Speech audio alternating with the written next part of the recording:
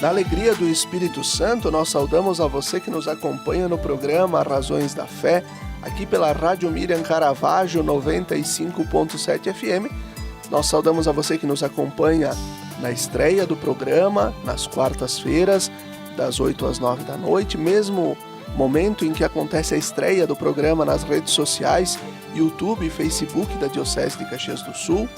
Nós também saudamos a quem nos acompanha pelas reprises na Rádio Miriam Caravaggio, aos domingos das 7 às 8 da manhã, depois das 10 às 11 da noite, no Spotify da Rádio Miriam Caravaggio, aos domingos a partir das 9 horas da manhã, e também, é claro, nós temos a TV Serra no canal 526 da NET, sempre nas segundas e terças-feiras.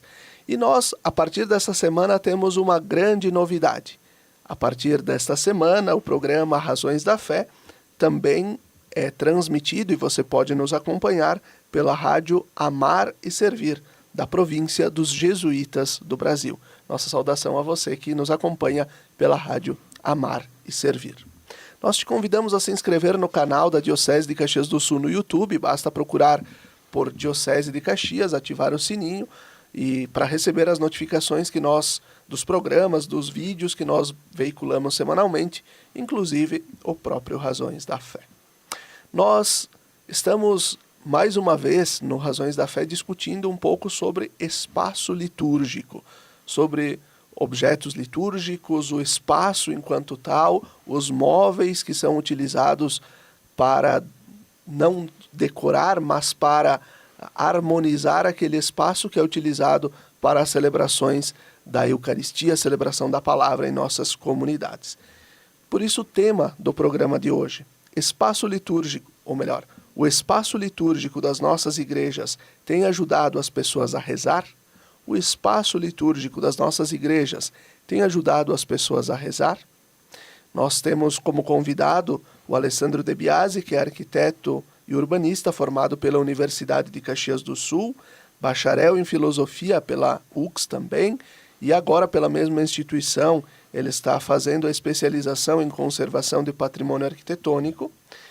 Ele estuda a área da arquitetura e arte sacra desde 2015 e lá em 2017 participou do 11º Encontro Nacional de Arquitetura e Arte Sacra em Curitiba, o encontro realizado pela CNBB lá em Curitiba, e em 2025 ele criou o escritório Esquadro Arquitetura e Urbanismo e tem contribuído com as comunidades na adaptação dos espaços celebrativos. O Alessandro também faz parte da Comissão de Arquitetura e Arte Sacra da nossa Diocese de Caxias do Sul. Olá, Alessandro, obrigado pela presença. Olá, Felipe, e a todos aqueles que nos acompanham. Obrigado pelo convite. É sempre uma alegria falar desse tema tão importante na vida de nossas comunidades. Muito bem. Vamos começar do começo. Por que construir igrejas? Da onde nasceu isso e qual a necessidade ainda hoje que nós temos de construir igrejas? Felipe e a todos aqueles que nos acompanham, certamente a gente já se deparou com alguns questionamentos e algumas falas que nós temos, né? Acho que a mais clássica de todas é que a igreja é a casa de Deus, né? Ou quando tem um santuário mariano, né? Casa de Nossa Senhora. E também uma outra fala que daí é mais uma crítica, né? Dizendo que Deus não precisa de igreja, Deus não precisa de um espaço, né? Para ser cultuado.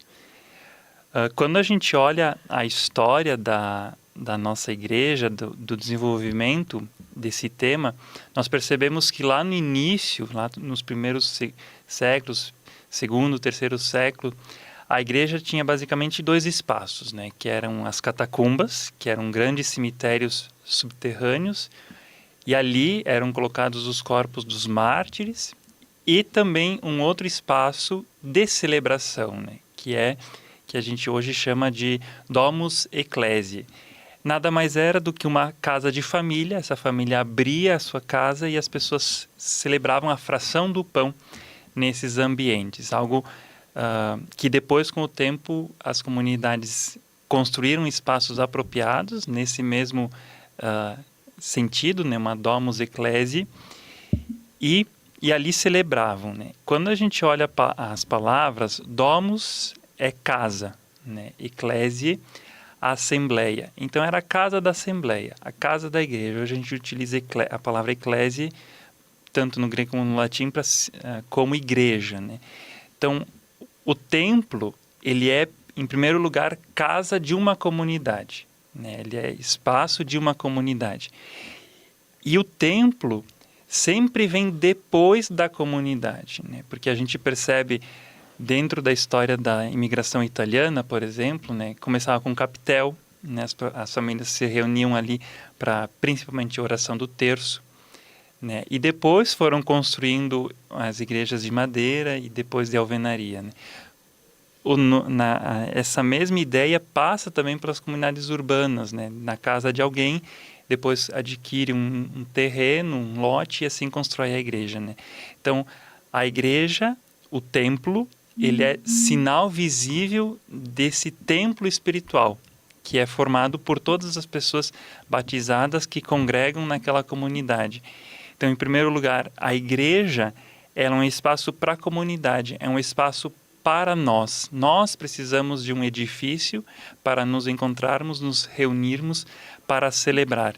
E dentro desse espaço, né, assim como a nossa casa vai ter o nosso estilo, o nosso jeito, vai ter o ritmo da nossa vida, né, os ritos que a gente desenvolve ao longo do dia, a igreja também vai ter isso, né? E o que conforma então, o espaço celebrativo é a liturgia, né? A liturgia principalmente da Eucaristia, mas também dos outros 6 sacramentos que acontecem durante a Eucaristia ou em separado dela. Então, é casa da comunidade e nesse sentido que ela é casa de Deus, porque nós somos com Cristo um corpo só. E quando nós somos com Cristo um corpo só, Ele também habita esse espaço, né? Ele também arma a sua tenda nesse espaço para celebrar conosco, para presidir o nosso culto. Muito bem. Algo importante que tu falaste agora, que é aquilo que certamente remete à história de muitas das nossas comunidades, se não todas, é isso de que o primeiro grupo se reunia, vem da imigração, né? O capitel, a organização para a construção da igreja, mas também isso evidencia a participação do povo de Deus, que com os seus sacrifícios, com as suas promoções, com a sua organização, né, vai conseguindo recursos, vai organizando a comunidade para construir a sua igreja. Então, ao mesmo tempo, a igreja poderíamos dizer, ou deveria ser, uma porta para o bairro, para a comunidade, deveria ser a casa de todo aquele povo. Quando a gente entra numa igreja, nós esperamos ser bem acolhidos. E o Senhor nos acolhe quando nós nascemos na fé, para a vida de fé, com o batismo. Em muitas das nossas comunidades, um dos primeiros sacramentos das famílias que chegam no bairro é batizar uma criança. Qual a importância de nós cultivarmos esta experiência batismal de um Deus que nos acolhe como seus filhos em sua casa? A questão do batismo, assim como os outros sacramentos, nós vamos ter talvez um passo atrás, Felipe, que a gente tem que dar e entender que temos os 7 sacramentos, né? A Eucaristia é propriamente todo o espaço celebrativo, mas principalmente tem o seu centro no altar, o ambão e a sédia, né? Que nós vamos falar ao longo do programa. Nós temos o batismo, que vai precisar de um espaço para ele, né? Que é o batistério, a pia batismal. E as confissões, né? O sacramento da reconciliação. Então, são os 3 sacramentos que a gente precisa de um espaço físico dentro da igreja ou nesses prédios que se conectam à igreja, né? Matrimônio e ordem, né? Unção dos enfermos e o crisma, eles podem acontecer durante a celebração, mas geralmente é na nave. Quando a gente olha o primeiro sacramento que a gente recebe, tu falaste bem, é o primeiro, é a porta de entrada, né? Então a gente olha também de novo para a história e se você tem a oportunidade também de uma pesquisa rápida, procure a Catedral de Pisa, né? A gente conhece bastante a Torre de Pisa, né? Aquela torre inclinada, mas tem um batistério muito bonito, muito grande, ele é até desproporcional para o tamanho da igreja, e também de Florença. São 2 grandes batistérios que estão fora da igreja, né? É uma capela específica para o batistério. E quando a gente coloca um espaço, quando a gente investe num espaço, a gente está dizendo isso é importante para a nossa comunidade, isso é importante para a gente. E o batistério, ele tem esse caráter de entrada, né? Então, geralmente, ele pode ser pensado, né, na porta de entrada ou numa sala próxima ao átrio, né, ali da porta central.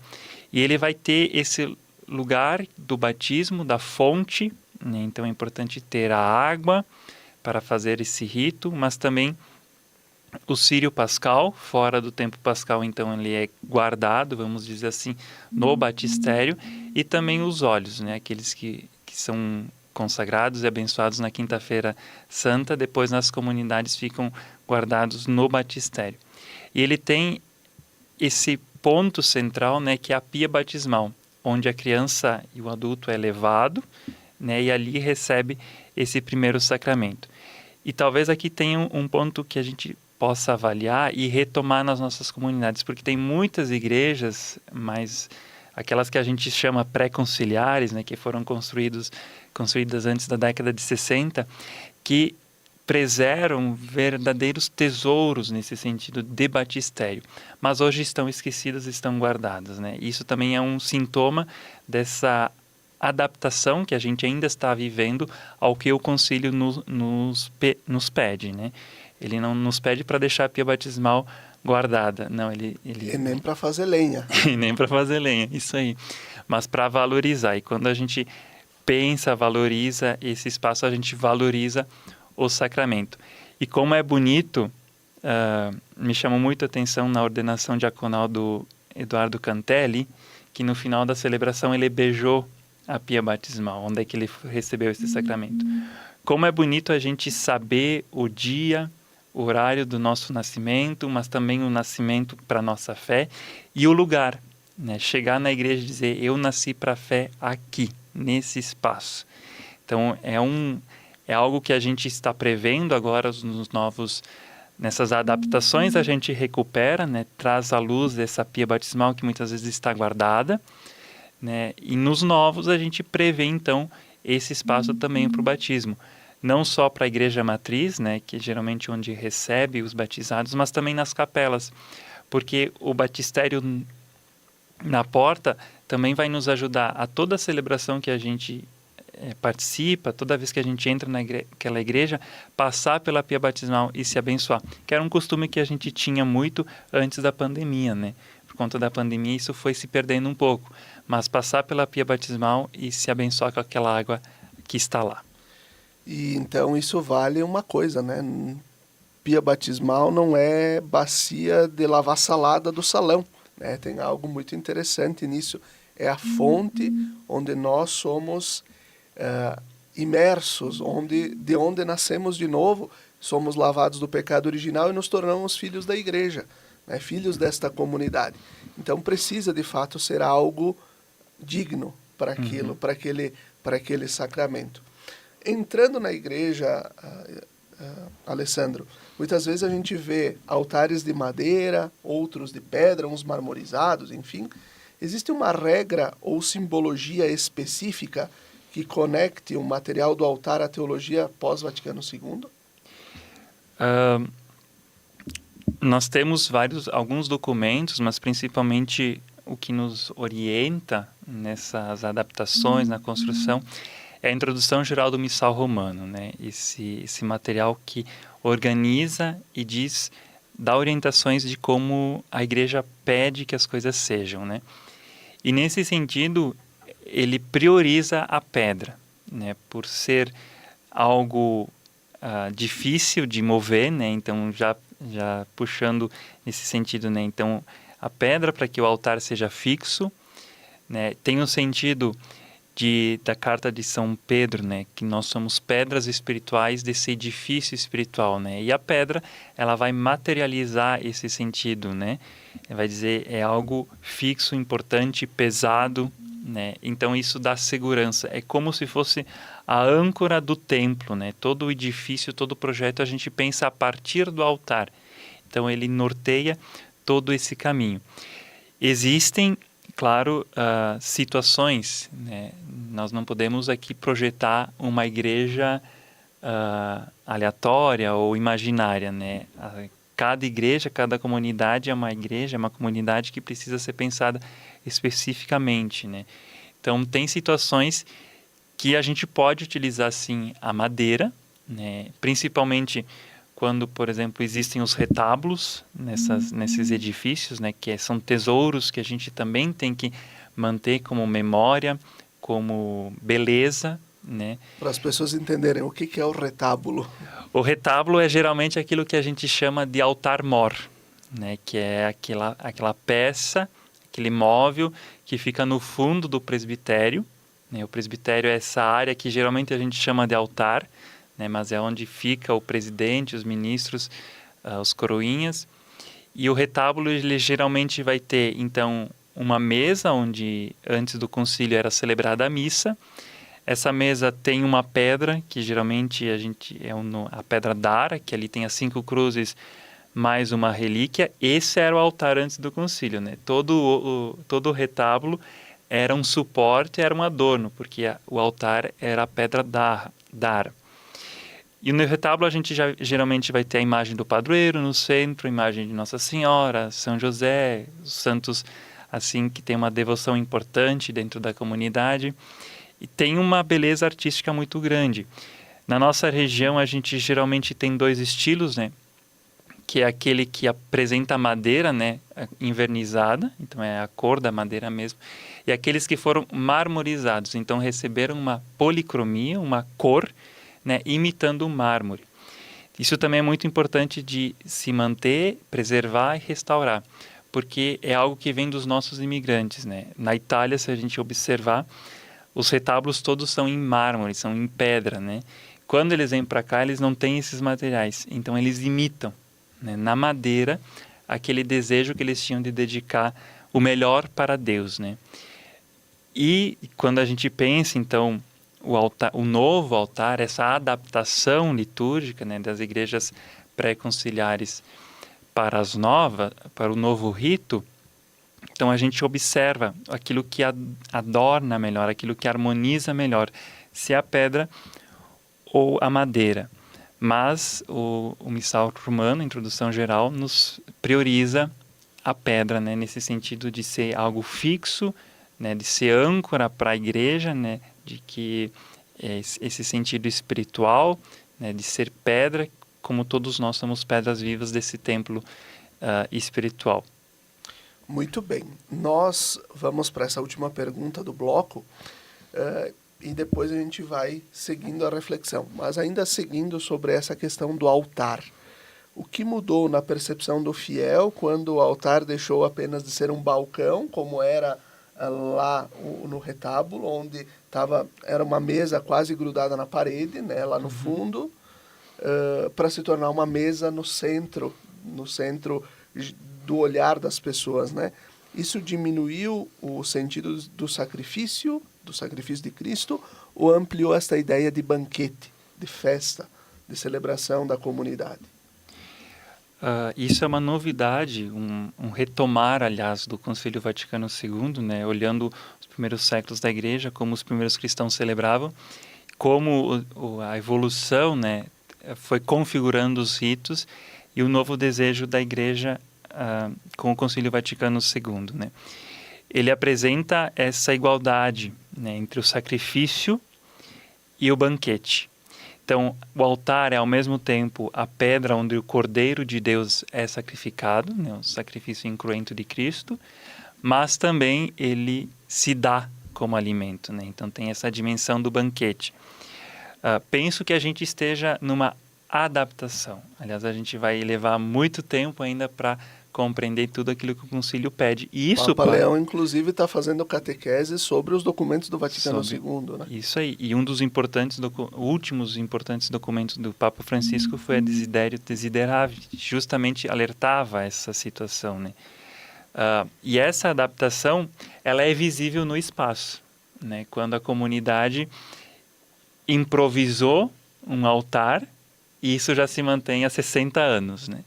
Então, ou mesmo, né, quando a gente, no rito tridentino, nós temos o que? Nós temos tudo feito numa única mesa, né? Então, o sacrifício é feito ali, o evangelho é feito ali, a epístola, né, a leitura é feita ali, tudo é feito ali. E um sintoma disso parece que a gente ainda mantém nas nossas igrejas, porque a gente tem a tendência de colar tudo no altar. Então nós temos uma mesa do altar, geralmente de madeira, aí do lado direito a gente vai ter a credência bem grudadinha do altar, e do lado esquerdo o ambão, né, da palavra, né, que serve muitas vezes para o comentário, né? Então isso é um sintoma que ainda a gente vem da missa anterior, né, e que a gente está fazendo essa adaptação que vai levar ainda algum tempo, né? Perfeito, perfeito. Nós vamos concluindo esse primeiro bloco do nosso programa Razões da Fé desta semana, né? Lembrando o patrocínio de trabalhos acústicos, sons que elevam a alma em igrejas e capelas. Conheça o nosso trabalho no Instagram, @trabalhosacústicos. Fique com a gente até daqui a pouquinho, porque tem reflexão muito boa nos próximos 2 blocos.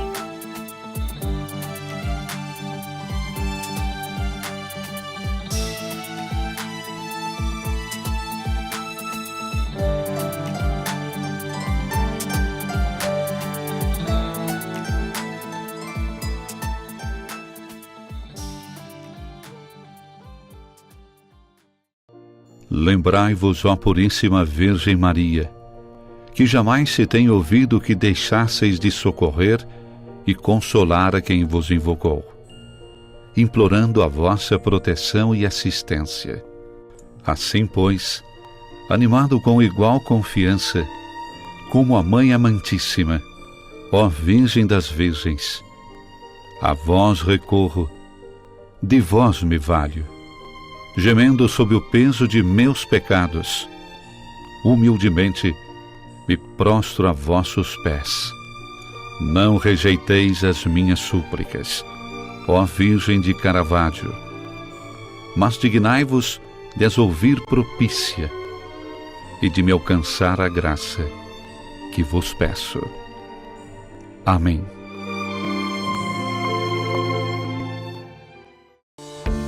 Você já se perguntou o que é essencial para a sua saúde? Aqui no Círculo, essencial é o atendimento humanizado, a atenção total a você e o cuidado completo sempre. E é exatamente isso que você encontra na Central de Saúde de Farroupilha. Estamos bem no centro da cidade, com atendimento de especialistas, posto de coleta do laboratório, vacinas, ambulatórios, saúde ocupacional e um centro de cardiologia referência. Escolher o Círculo é escolher um plano completo para você e essencial para a sua saúde. É ter sempre à disposição uma ampla rede credenciada, uma infraestrutura moderna, um serviço gratuito de teleorientação médica 24 horas e muito mais. Planos para você, sua família ou sua empresa. Contrate pelo site circulosaude.com.br. Comércio e o pequeno produtor, um futuro pra valer, de união com mais amor. É minha cidade que vejo crescer, a felicidade a poucos metros de você. Valorize o que é daqui, Farroupilha caminhando pro futuro mais feliz. Viva Farroupilha, viva e descubra Farroupilha. Uma iniciativa Cindy Lojas Farroupilha. Quer segurança na hora de comprar um imóvel? A Imofar tem mais de 40 anos de tradição.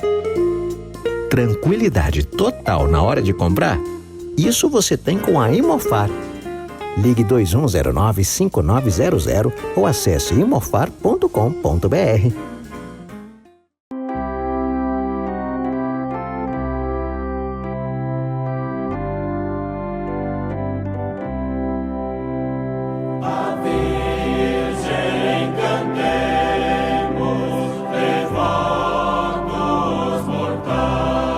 De segunda a sexta-feira, sempre às 17 horas e aos domingos às 11 horas, acompanhe a transmissão da Santa Missa, direto do Santuário de Nossa Senhora de Caravaggio.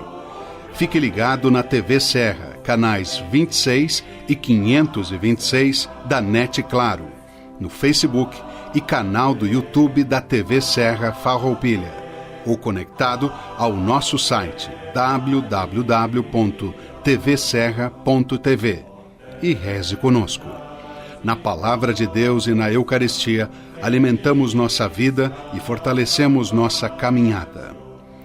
Missa direto do Santuário de Nossa Senhora de Caravaggio, na sua TV Serra. Momento de oração, fé e devoção na padroeira da Diocese de Caxias do Sul e da cidade de Farroupilha. Patrocínio Tramontina, o prazer de fazer bonito. TV Serra, levando o Santuário de Caravaggio até você.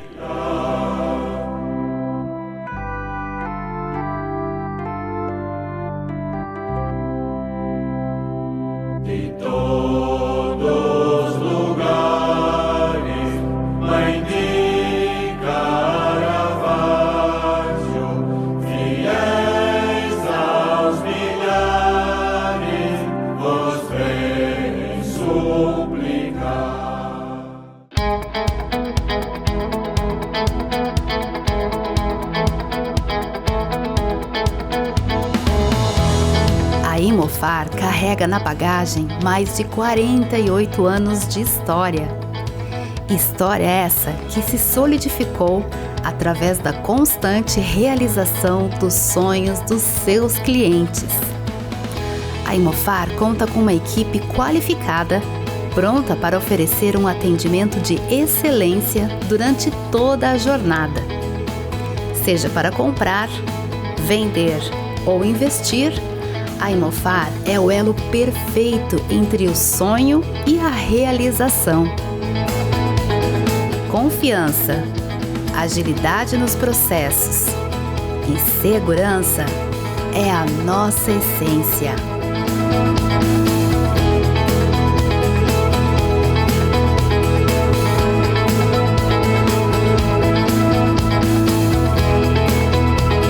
Venha nos visitar ou acesse nosso site e explore todas as oportunidades.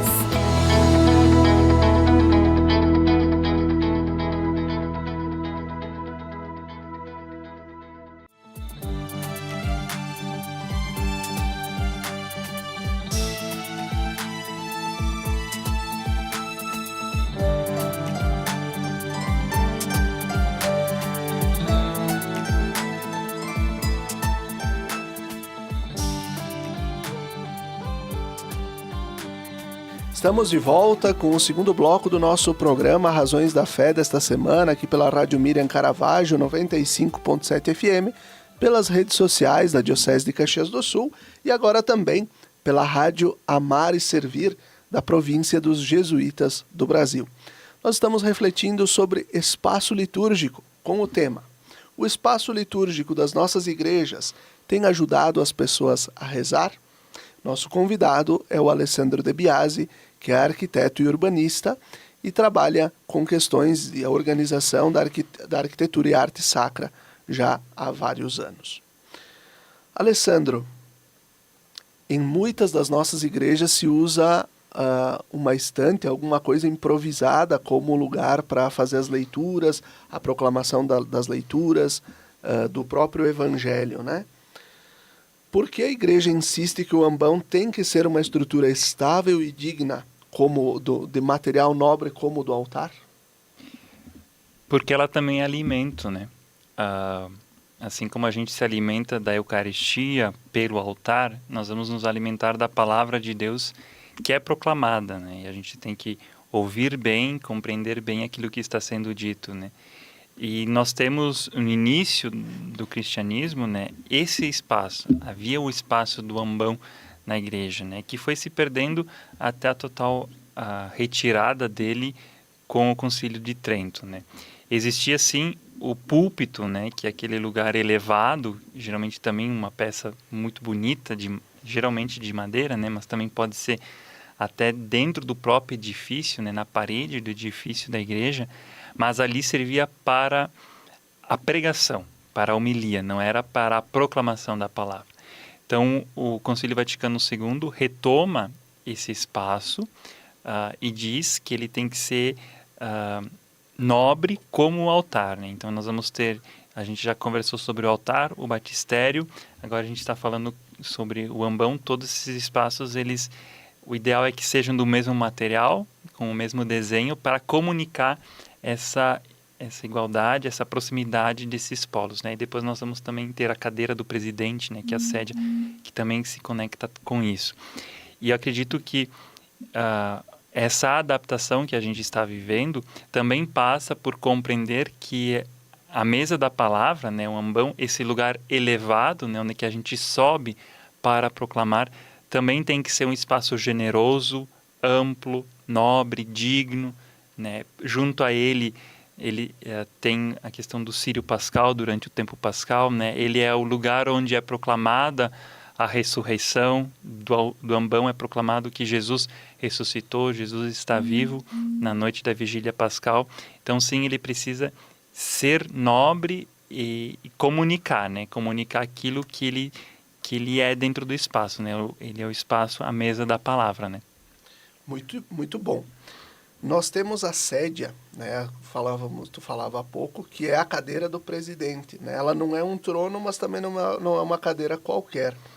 Como o posicionamento dela ajuda a Assembleia a entender que o padre está à frente, que o padre é quem preside a comunidade, né? Mas o padre não é de uma casta diferente do que a comunidade, né? Uhum.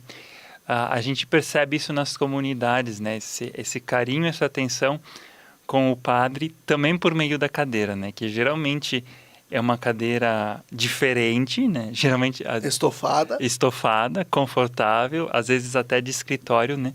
Mas ela tem que estar em comunhão e unidade simbólica com o altar, ambão e batistério, né? Então ela tem que ter o mesmo material. Se o altar é de pedra, de mármore, de granito, a cadeira também vai ser desses materiais, porque ela comunica isso que tu falaste, Felipe, ela comunica essa presidência que o padre exerce no lugar de Cristo, né? Então é Cristo que preside a sua igreja, o seu corpo, na pessoa do padre, né? Então e a cadeira, né? Ela não é um trono, né? Então a gente tem que evitar essa ideia, né, que repassa uma ideia de poder, né? O poder do padre, assim como todo o nosso poder, é o poder do serviço, né, que a gente exerce dentro da igreja por meio do nosso ministério, dos nossos ministérios. Ela também não pode estar de costas para o sacrário, quando o sacrário está no retábulo, por exemplo. Então, ela não pode estar de costas, ela tem que ser mais lateral. E ela é o lugar da presidência, né? Onde é que o padre preside a missa? Não é do altar, é da cadeira. Então, ali também tem que ser previsto uma estante, se não tem acólitos para sustentar o missal. O microfone também pode ter esse móvel, né, de secundário, mas importante para ter esse suporte para o missal. Esse móvel que não é o ambão. Que não é um ambão, é uma estante, né, somente de leitura para sustentar o altar, o missal, e também o microfone, né, para o padre também ter liberdade de fazer os gestos, de fazer os movimentos que a liturgia pede, né, que esse microfone seja fixo. Então, da importância, eu gosto de pensar que a gente está descobrindo a centralidade do altar. Ela é basicamente compreensível para todos nós, né? A gente entende que o altar é o centro do espaço litúrgico. A gente está desenvolvendo essa ideia do ambão, né? A gente está compreendendo que ele também tem que ter dignidade, né? Talvez a gente vai demorar mais um pouquinho para a gente compreender o sentido e o significado da cadeira, né? Da sédia, né? De que forma todos estes móveis litúrgicos que compõem esses polos, né, que a gente chama o polo litúrgico, eles ajudam o fiel católico a entender que a liturgia é um único ato, que não são coisas diferentes, distintas e uma colcha de retalhos, mas que a igreja, por mais que sejam ritos diferentes, momentos diferentes, mas tudo é feito dentro de um único ato, quando é a igreja que se reúne como comunidade, como povo de Deus.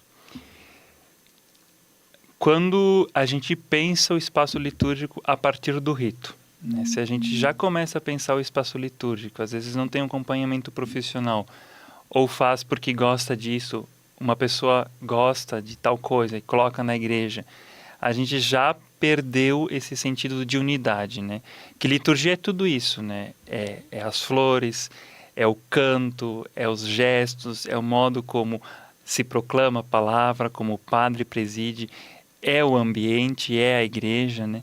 É a iconografia, né? Que é outro elemento muito importante que a gente está retomando, né, nos projetos, né? Ter um programa iconográfico, isso é a arte sacra, as pinturas, as imagens que a gente vai ter nesse ambiente, porque tudo isso ajuda a celebrar. A própria Via Sacra?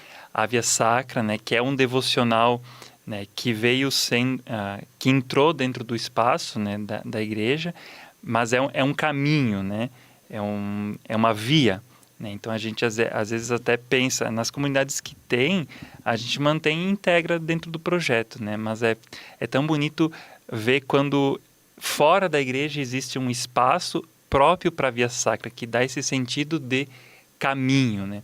Porque a Via Sacra, o terço, até mesmo a adoração, às vezes, elas são elementos devocionais, né? E quando a gente pensa dentro da igreja, nós pensamos para os ritos oficiais, né? Que são as liturgias, os sacramentos, que a igreja nos dá os ritos. Então, a Via Sacra, assim, como muitas imagens, né, que a gente às vezes se encontra nas comunidades, né?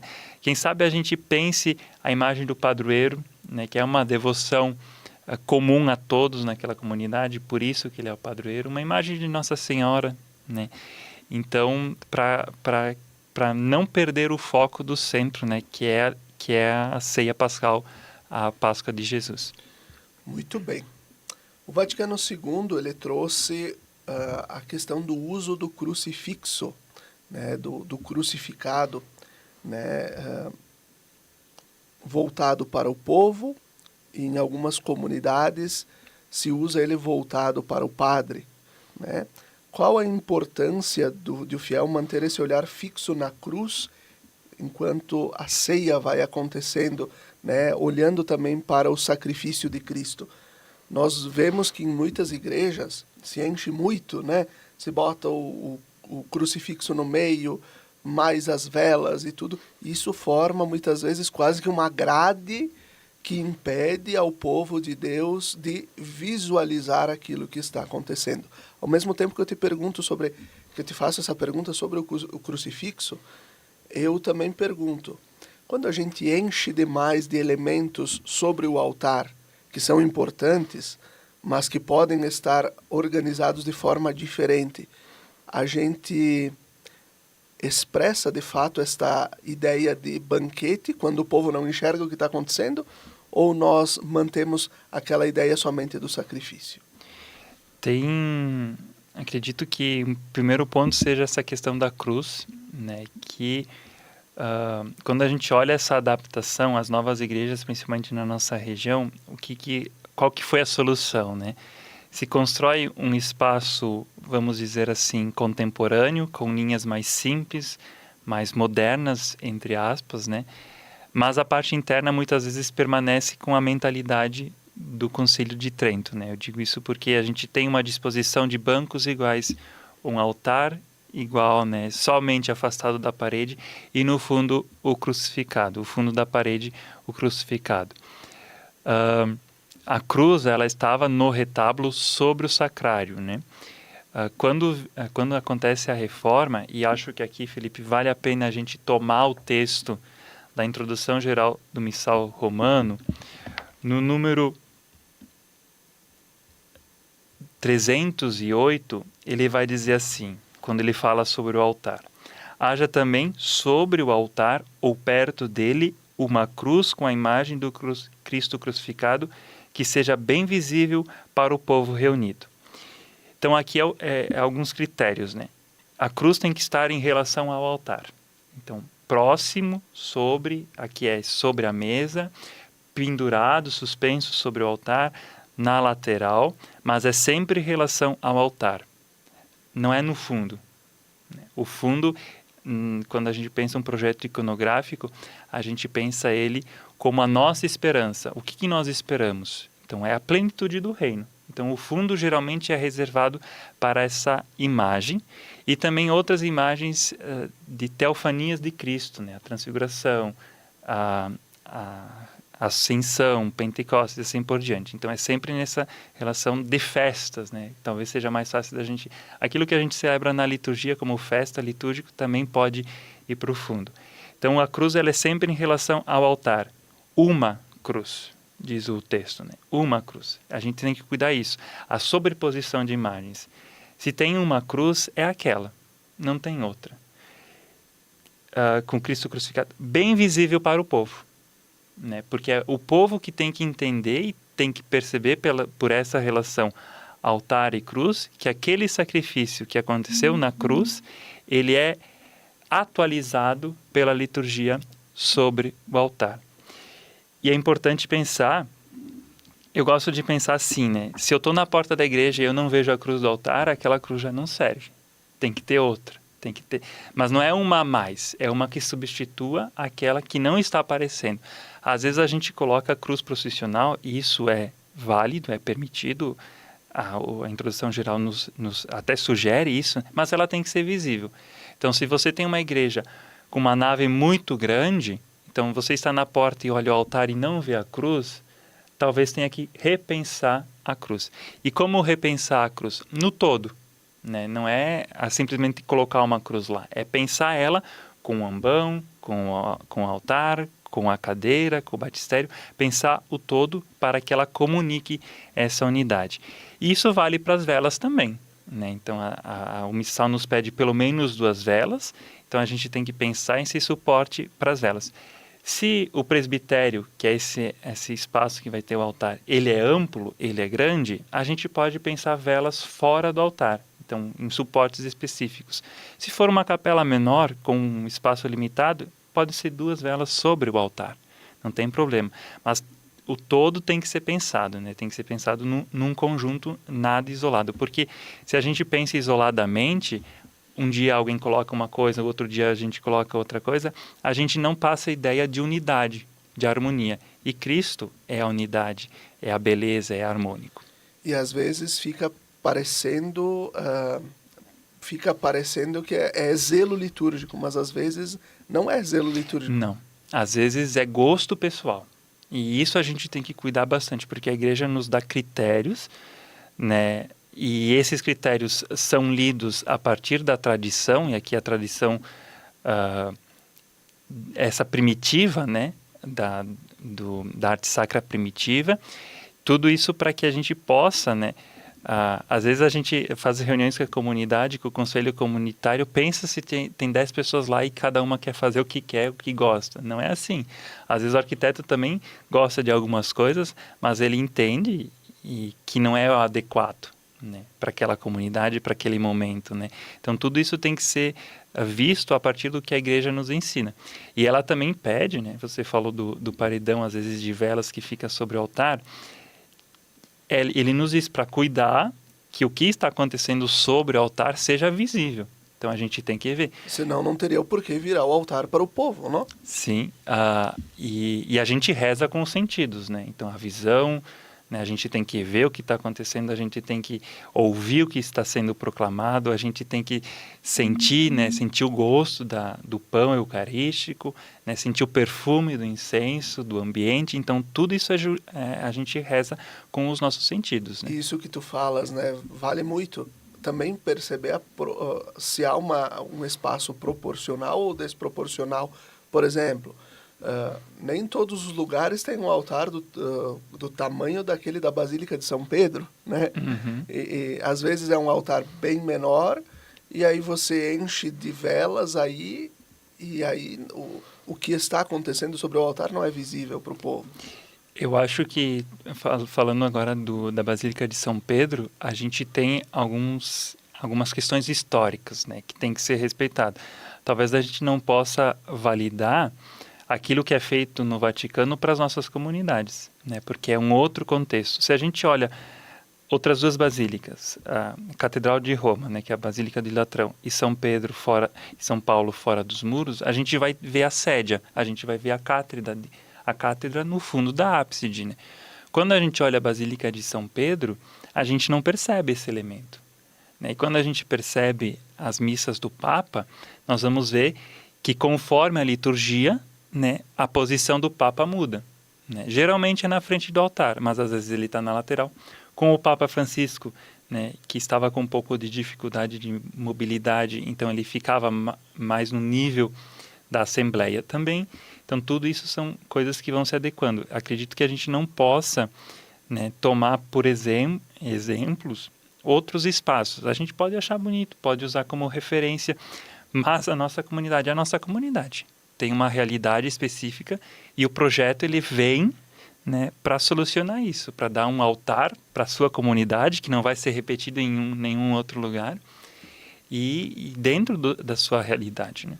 E dentro disso também existem, como o Alessandro tocava sobre a questão da instrução geral sobre o missal romano, nós temos justamente para zelar por isto, existe na diocese, por exemplo, a Comissão de Arquitetura e Arte Sacra, que é a instância por onde devem passar os projetos, seja de reforma, seja de construção, todos os projetos que dizem respeito ao espaço litúrgico, a arte sacra como tal deve passar por aí, porque são arquitetos, são pessoas que têm o conhecimento da arquitetura e arte sacra para saber dizer, olha, talvez o caminho seja melhor por aqui, seja melhor por ali, não desconsiderando aquilo que a comunidade quer fazer, mas colocando diante daquilo que a igreja pede para ver o que dá para fazer diante de tudo isso para que a comunidade reze melhor.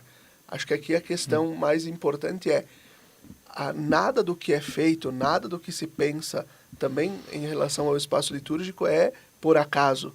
É para que a comunidade possa rezar melhor. E é por isso que o tema do programa de hoje é justamente esse, né? Será que os nossos espaços litúrgicos das nossas igrejas têm ajudado as pessoas a rezar? Né? Será que as pessoas têm conseguido olhar para nosso espaço de celebração e têm conseguido encontrar aí o seu espaço de comunhão com Deus e com os irmãos?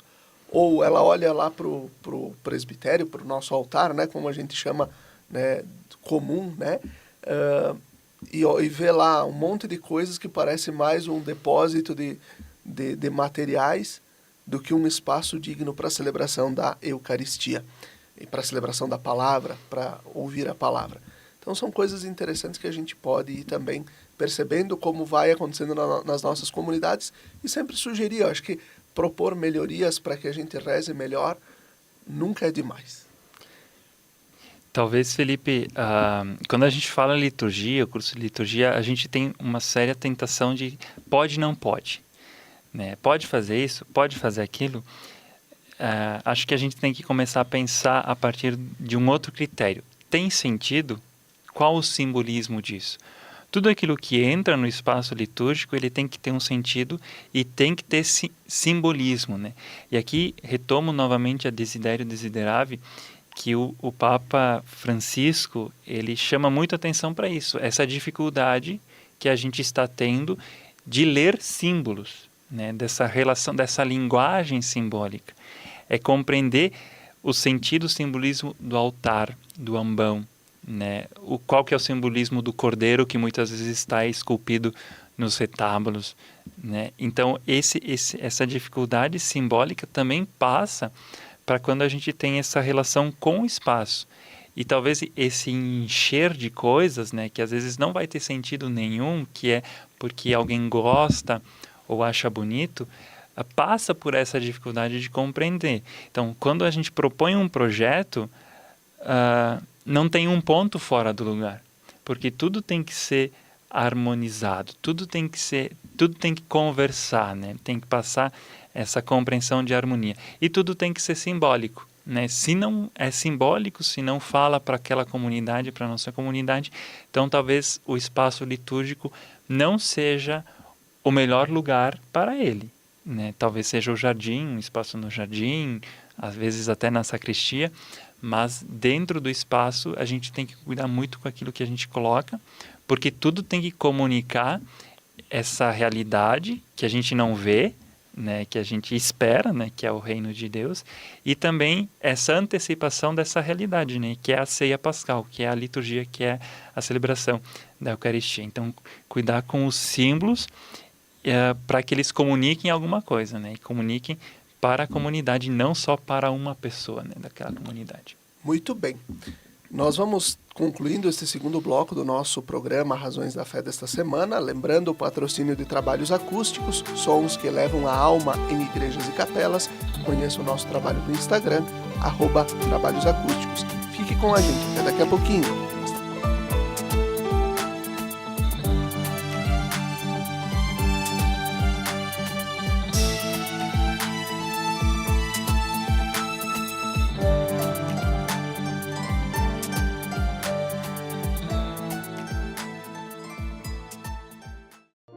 Lembrai-vos, ó Puríssima Virgem Maria, que jamais se tem ouvido que deixasseis de socorrer e consolar a quem vos invocou, implorando a vossa proteção e assistência.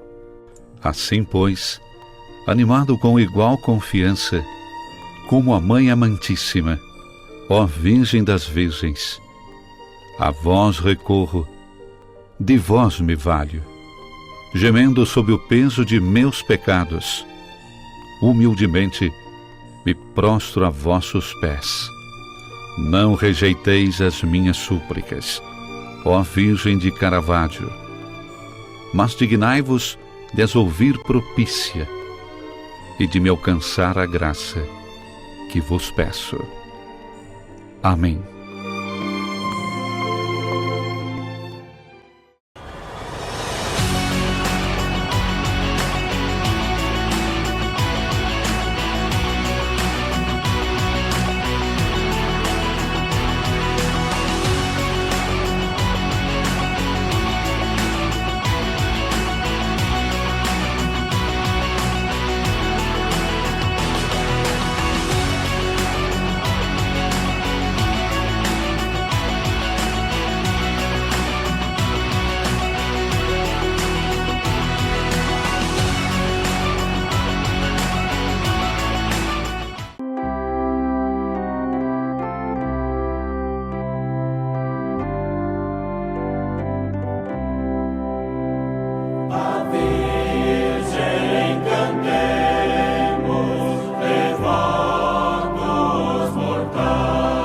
De segunda a sexta-feira, sempre às 17 horas e aos domingos às 11 horas, acompanhe a transmissão da Santa Missa direto do Santuário de Nossa Senhora de Caravaggio.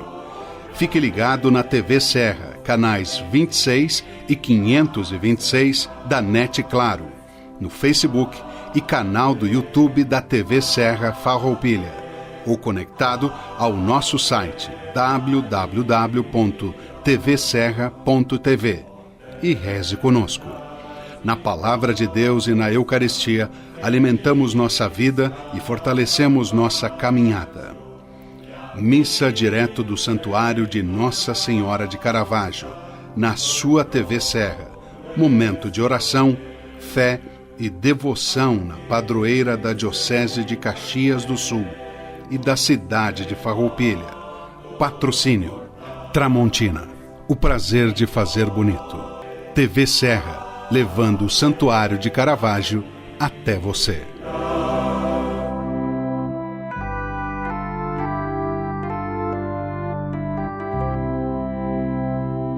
De todos os lugares, Mãe de Caravaggio, fiéis aos milhares, vos vem suplicar.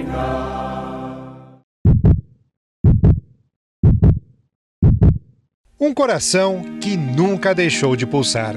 Desde 1934, ele bate no centro de Farroupilha para conectar vidas. Vidas confiadas a nós e tratadas com todo cuidado, carinho e atenção. O Hospital São Carlos se consolida hoje como uma das principais instituições de saúde da Serra Gaúcha. Oferece atendimento especializado com o que há de mais moderno em tecnologia. Mas, para nós, O que mais importa é que você se sinta bem enquanto estiver conosco. Tudo faz parte de uma grande engrenagem, que começa com um acolhedor sorriso na recepção e segue com uma hotelaria eficiente. Na outra ponta, a segurança dos nossos pacientes. A qualificação da equipe é constante, com cursos e palestras, formações fundamentais para operar nosso moderno parque tecnológico. Equipamentos utilizados nos mais diversos procedimentos, especialmente em traumato-ortopedia, para o qual somos referência para 34 municípios gaúchos. Com o objetivo de prestar atendimento de excelência, criamos o Centro de AVC e investimos na modernização da unidade de tratamento intensivo, reconhecida por 3 anos consecutivos com o selo de UTI eficiente. E para proporcionar uma assistência global, o nosso Centro de Especialidades oferece atendimento em mais de 20 áreas médicas para planos de saúde, SUS e particulares. Somos também uma instituição que trabalha para ser econômica e financeiramente viável. As ações vão desde a captação da água da chuva, passando pela instalação de placas solares, até chegar aos investimentos necessários para aumentar a eficiência dos processos. Hoje, São Carlos atende diversos convênios, buscando contemplar toda a comunidade com um serviço de saúde humanizado, onde o paciente é o nosso maior bem. Um coração que segue pulsando a cada nova vida que nasce na nossa instituição. Hospital São Carlos. Vida que pulsa.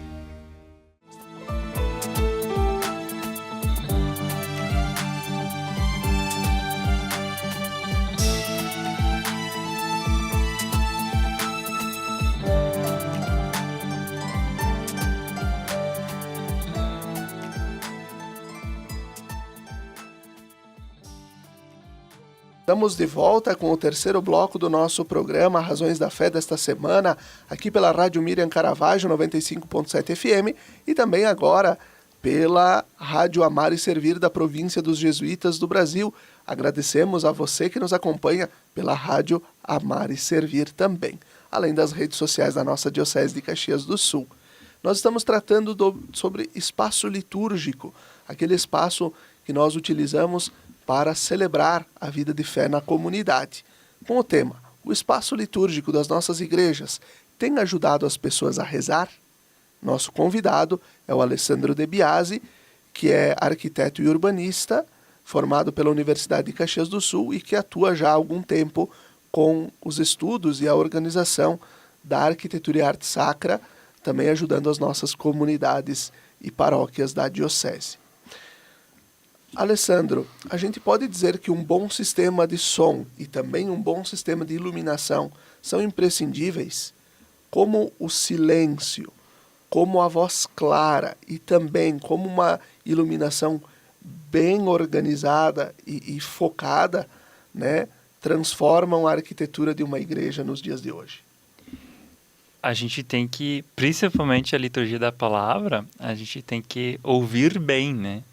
Às vezes, algumas comunidades que eu já convivi, já vivi, os padres diziam, né, olha, não dá para tirar o folheto porque senão as pessoas não podem acompanhar a liturgia, né, porque às vezes o som era muito ruim e daí as pessoas não entendiam. Isso é aquilo que a gente chama de projeto complementar, né? Nós vamos ter esse grande projeto, né, de construção, reforma de uma igreja, vai ter esse aspecto simbólico que a gente conversou até agora, né? Mas também esses aspectos práticos. Então, tem que ter um bom som, tem que ter uma boa iluminação, tem que ter PPCI, né? Tem que ter acessibilidade. Todos esses projetos complementares, eles entram nesse grande projeto. E tudo isso tem que ser visto antes de começar a obra, para que todas as coisas aconteçam e fiquem harmoniosas. Não adianta pintar a igreja e depois ter que ir lá abrir canaleta para colocar a caixa de som, né? Então, tudo isso tem que ser pensado antes. E o som, hoje a gente tem tecnologias fantásticas que diminuem bastante a quantidade de equipamentos ou caixas espalhadas pelo edifício, ao mesmo tempo que aumenta a qualidade, né? Então, nós temos sons específicos para a igreja que vão favorecer a oração, né? E da mesma forma a iluminação, né? E aqui eu vou fazer um merchandising da nossa parceira aqui do Razões da Fé, que é a Trabalhos Acústicos. Acoustic Works também é o nome, né? Eles usam os dois nomes, que são especializados na sonorização das igrejas e das capelas, não só aqui na Diocese, mas em todo o Brasil. Isso também é interessante, né? Porque a gente tem vários tipos de sistema, vários ambientes, né? E a gente tem que pensar o som para a igreja, né? Então a gente tem que procurar equipes que entendam desse trabalho, assim como existe o arquiteto sacro, né? Também existe o pessoal do som, da iluminação, que pensa a partir da igreja, a partir principalmente da vivência na comunidade, na igreja, né? E como é bonito também perceber uma boa iluminação na igreja, né? Sem aquele multiplicação de luminárias no teto, né, que às vezes joga uma luz branca sobre a gente, né, que dificulta esses momentos que a gente precisa de uma iluminação mais tranquila, mais calma, que favoreça o ambiente, que torne o ambiente mais quente, mais acolhedor, para favorecer a oração. Muito bem. Agora a gente retoma ali a questão do Concílio Vaticano II, né? No pós-concílio houve uma tendência de criar as capelas do Santíssimo, com a construção de igrejas em outros estilos de arquitetura. Em muitas o retábulo saiu, né? E se organizou uma capela para o Santíssimo na lateral. Isso ajudou a focar mais na missa ou acabou gerando uma confusão sobre a presença de Jesus no espaço? A posição do sacrário no retábulo, ele vem de uma orientação de São Carlos Borromeu, né, que escreveu um livro logo depois do Concílio de Trento, que organizou o espaço. Por isso que a gente muitas vezes está aqui na Serra Gaúcha, tem uma estrutura de igreja, mas a gente vai para Minas, e embora o estilo mude, né, a estrutura espacial se mantém. Existe um retábulo no fundo com o sacrário no centro. Isso também é uma resposta do concílio à reforma protestante, né? Enquanto eles diziam que a presença não era real de Cristo na Eucaristia, a Igreja Católica colocou o sacrário, né, no centro. Hoje, o concílio compreende, também lendo a partir da história, né, porque o sacrário ele é o espaço da reserva eucarística, né, onde depois o ministro vai tomar aquela Eucaristia e levar para um doente, por exemplo, né. No altar, Cristo se dá. Então, o centro está na comunidade reunida para celebrar, né, da qual, né, é consagrado o pão que depois é reservado para a distribuição daqueles que não puderam participar. Então, a Capela do Santíssimo, ela é uma solução justamente para dizer que o sacrário, que aquela Eucaristia é uma reserva, é algo depois da celebração eucarística, né? Claro que você não vai, amanhã você tem uma capela pequena, o sacrário está no retábulo, amanhã você vai fazer uma capela. Não é assim. A gente tem que analisar caso por caso. Alguns casos não dá para mudar, né? Tem que manter lá. Então a gente adapta o projeto, por exemplo, isso vai interferir na posição da cadeira do padre, do presidente, a sédia, né? Então ela não vai poder estar naquela posição central que o missal sugere. Então tudo isso a gente vai pensando. Mas o foco do Concílio Vaticano II é resgatar essa centralidade da comunidade reunida para celebrar a Eucaristia, e não tanto nessa confrontação, né, com outras crenças, e compreender que aquele espaço é uma reserva, né? Muito bem. Para irmos concluindo o nosso programa desta semana, qual o maior desafio para um arquiteto e para os párocos de hoje ao tentar adaptar uma igreja construída na época, no estilo do Concílio de Trento, para as necessidades da liturgia renovada, sem destruir o patrimônio histórico? Acredito que exista talvez um primeiro passo, que é essa percepção de que precisa mudar, de que precisa adaptar. Porque às vezes a gente ficou 60 anos com aquele altar, por que vai mudar agora? Né? Sempre foi assim. Sempre foi assim. Então essa percepção Em primeiro lugar, dos padres, né, que a gente espera, talvez, essa sensibilidade, essa orientação deles para as comunidades, mas muitas vezes isso vem da própria comunidade, que percebe essa necessidade. Então, em primeiro lugar, é procurar um profissional, né, um arquiteto, né, e talvez dando um segundo passo aqui, um arquiteto que trabalhe com arquitetura e arte sacra, né, porque o mundo da arquitetura é vasto, né, e às vezes quando a gente não procura um profissional, talvez vai levar modismos e tendências do design de interiores, da arquitetura de interiores para dentro da igreja, que daí não vai ter sentido, não vai ser simbólico. É essa procura por um profissional e a construção de processos. A gente veio conversando, né, sobre essa reforma, mas a gente não falou de valores, tudo isso custa. E às vezes a comunidade não tem condições de, numa tacada só, vamos dizer assim, fazer tudo.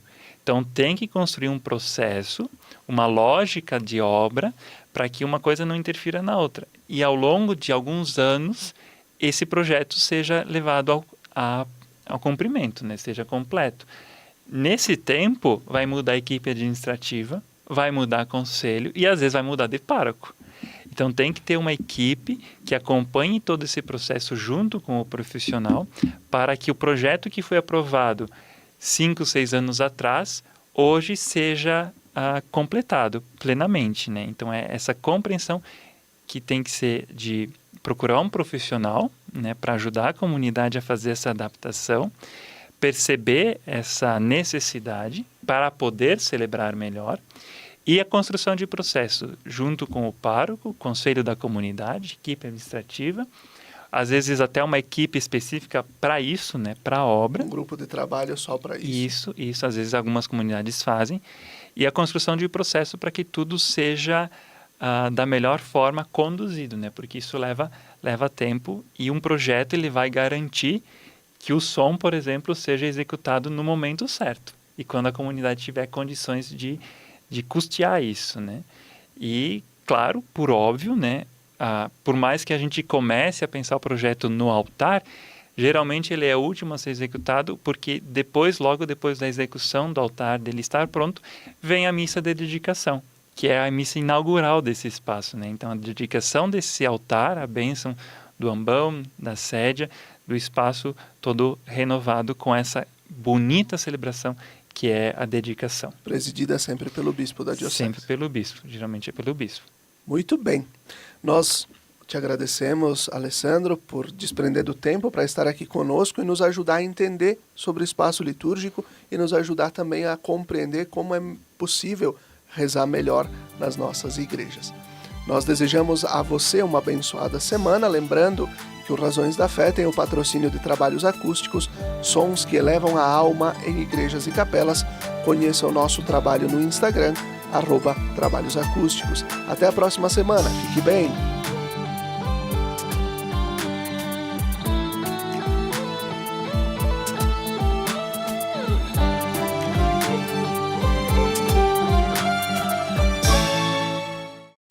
Lembrai-vos, ó Puríssima Virgem Maria, que jamais se tem ouvido que deixasseis de socorrer e consolar a quem vos invocou, implorando a vossa proteção e assistência. Assim, pois, animado com igual confiança, como a Mãe Amantíssima, ó Virgem das Virgens, a vós recorro, de vós me valho, gemendo sob o peso de meus pecados, humildemente me prostro a vossos pés. Não rejeiteis as minhas súplicas, ó Virgem de Caravaggio, mas dignai-vos de as ouvir propícia e de me alcançar a graça que vos peço. Amém.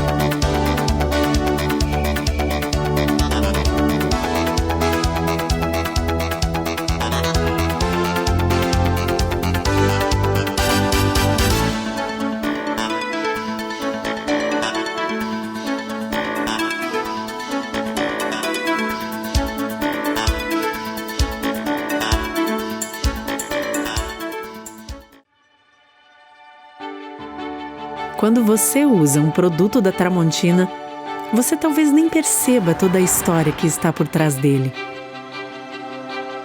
Uma história que começou no Brasil em 1911, quando Valentim e Elisa Tramontina abriram uma pequena ferraria na cidade de Carlos Barbosa, interior do Rio Grande do Sul. De lá para cá, a Tramontina cresceu como uma empresa genuinamente brasileira. Hoje, são fábricas espalhadas por diferentes regiões do Brasil. Elas produzem um diversificado portfólio de mais de 22 mil itens. E todos esses produtos são distribuídos por diferentes segmentos. Utilidades domésticas, como facas, panelas, talheres, porcelanas para a sua casa ou o seu negócio, uma linha completa para o seu churrasco. Ferramentas, que vão desde a jardinagem até os segmentos profissional, industrial e automotivo. Lar, com móveis e equipamentos para deixar a sua casa ou seu negócio prontos para fazer ainda mais bonito. E materiais elétricos, para todos os tipos de instalação e reforma. Todos esses produtos chegam ao dia a dia de milhões de consumidores, graças ao trabalho de mais de 10 mil funcionários atuando em unidades de produção, lojas conceito, centros de distribuição, vendas online e escritórios de vendas. Pelo Brasil e no mundo. E tudo isso é construído no presente com os olhos no futuro.